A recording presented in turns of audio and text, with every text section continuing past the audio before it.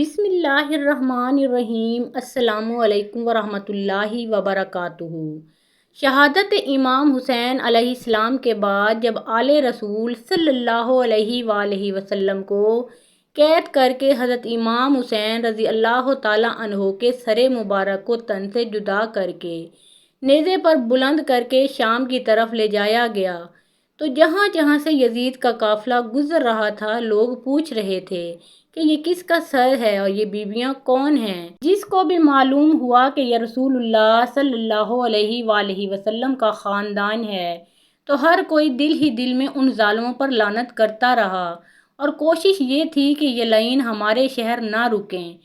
تو ویسے ہی چلتے چلتے جب یزید کا قافلہ کرتان تک پہنچا تو وہ لوگ پہلے ہی سے باخبر ہو چکے تھے کہ فوج یزید نے اللہ کے رسول صلی اللہ علیہ وآلہ وسلم کے نواسے کو قتل کیا ہے، آل رسول صلی اللہ علیہ وآلہ وسلم کو قید کیا ہے، تو انہوں نے اپنے شہر کے دروازے بند کیے ہوئے تھے۔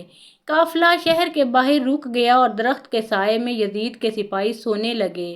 جب رات ہونے لگی تو راہب قریب آتا ہے اور دیکھے کہ ایک نورانی سر ہے جس پہ آسمان سے فرشتے آ کر سلام کر رہے ہیں اور وہ سر قرآن مجید کی تلاوت کر رہا ہے۔ جیسے ہی واپس اپنے گھر گیا پوری رات سوچتا رہا کہ یہ کس مقدس ہستی کا سر ہے۔ بس فوراً صبح آ کر سپاہیوں سے پوچھنے لگا کہ یہ کس ہستی کا سر ہے تو فوج یزید نے کہا کہ یہ حضرت امام حسین رضی اللہ تعالیٰ عنہ ابن علی علیہ السلام کا سر ہے۔ تو اس نے پوچھا کہ کون حسین علیہ السلام؟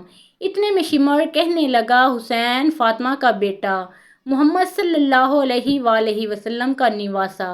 تو وہ چیخ کر زمین پر بیٹھ گیا اور کہنے لگا کتنے بدبخت ہو، اپنے رسول صلی اللہ علیہ وآلہ وسلم کے نواسے کو ہی قتل کر دیا۔ اور یہ عورتیں کون ہیں؟ تو شمر کہنے لگا کہ یہ رسول اللہ صلی اللہ علیہ وآلہ وسلم کی نواسیاں ہیں، بیٹیاں ہیں۔ اور وہ رو رو کے کہنے لگا اے شمر مجھے اس مقدس سر کو ایک رات کے لیے دے دو۔ شمر کہنے لگا یہ قافلہ شام جا کر رکے گا کیونکہ ہمیں یزید سے بہت بڑا انعام ملنا ہے۔ راہب نے کہا میرے پاس 10,000 درہم ہیں، اگر ایک رات کے لیے یہ سر مجھے دے دو تو وہ میں تمہیں دے دوں گا۔ سب نے آپس میں صلاح مشورہ کرنے کے بعد یہ سوچا کہ ایک رات اور رکتے ہیں۔ بالآخر ان ظالموں کو 10,000 درہم دے کر راہب حضرت امام حسین رضی اللہ تعالیٰ عنہ کا سر لے کر اپنے گھر آ گیا اور ایک پتھر پہ آ کر اس سر کو رکھ دیا اور زاروں قطار رونے لگا۔ اتنے میں حضرت امام حسین رضی اللہ تعالیٰ عنہ کے سر سے آواز آئی کہ اے راہب یاد کر جب تو اولاد کی دعا کروانے کے لیے میرے نانا کے پاس آیا تھا اور تمہارے مقدر میں اولاد نہیں تھی، میں نے اللہ سے دعا کی، اللہ نے تجھے 7 بیٹے عطا کیے اور تم نے کہا تھا کہ ایک مرتبہ میرے گھر آنا۔ اے راہب آج میں حسین علیہ السلام تیرے گھر آ ہی گیا۔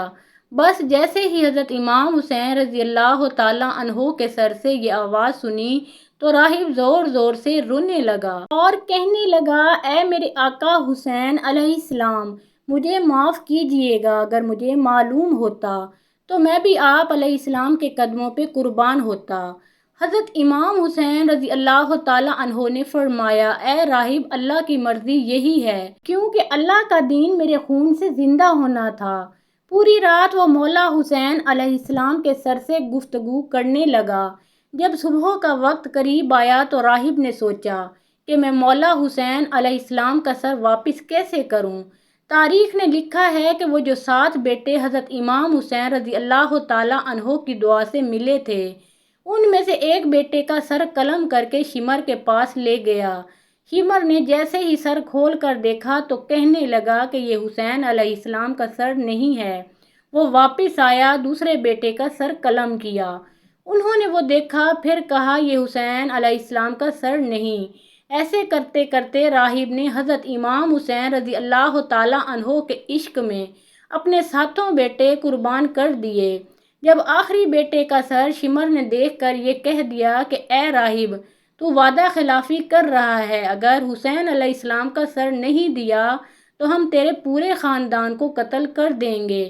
بس جیسے ہی واپس اپنے گھر پہنچا تو حضرت امام حسین رضی اللہ تعالیٰ عنہ کے سر سے آواز آنے لگی، اے راہب، اپنے سارے بیٹوں کے سر ان کے جسم کے ساتھ رکھو، اللہ کے کرم سے تمہارے سارے بیٹے زندہ ہو جائیں گے، اور میرے سر کو اٹھاؤ اور فوج یزید کے حوالے کر دو، کیونکہ یہ اللہ کی مرضی ہے، ہمیں شام تک پہنچنا ہے اور ہر گلی ایک ایک بازار سے گزر کر قرآن کی تلاوت سنانی ہے۔ میری بہن زینب رضی اللہ تعالیٰ عنہا کو خطبے دینے ہیں اور ایک ایک بازار سے گزرتے ہوئے اسلام کی تبلیغ کرنی ہے۔ تو بس راہب نے اپنے تمام بیٹوں کے سر ان کے جسم پر رکھے اور اللہ کے کرم سے وہ سارے کے سارے بیٹے زندہ ہو گئے۔ پھر روتا ہوا حضرت امام حسین رضی اللہ تعالیٰ عنہ کے سر مبارک کو فوج یزید کے حوالے کرتا ہے اور کہتا ہے کہ کتنے بدبخت ہو تم کہ اپنے رسول صلی اللہ علیہ وآلہ وسلم کے نواسے کو قتل کرتے ہو، ان کی بیٹیوں کو قید کرتے ہو، ان پہ ظلم کرتے ہو، تمہارا یہ ظلم قیامت تک تمہارے لیے لعنت بن جائے گا۔ آج بھی اس پتھر سے خون نکلتا ہے جس پتھر پر حضرت امام حسین رضی اللہ تعالیٰ عنہ کے سر مبارک کو رکھا گیا، کیونکہ شہید کبھی مرتا نہیں اور خون ناحق کبھی چھپتا نہیں۔ محترم ناظرین، پیارے آقا محمد مصطفیٰ صلی اللہ علیہ وآلہ وسلم کا پیارا نام ایک بار کامنٹ باکس میں ضرور ٹائپ کریں۔ ویڈیو پسند آئی ہو تو لائک شیئر کریں اور مزید اسلامی واقعات کے لیے اس چینل کو سبسکرائب کریں۔ اللہ آپ سب کا حامی و ناصر ہو۔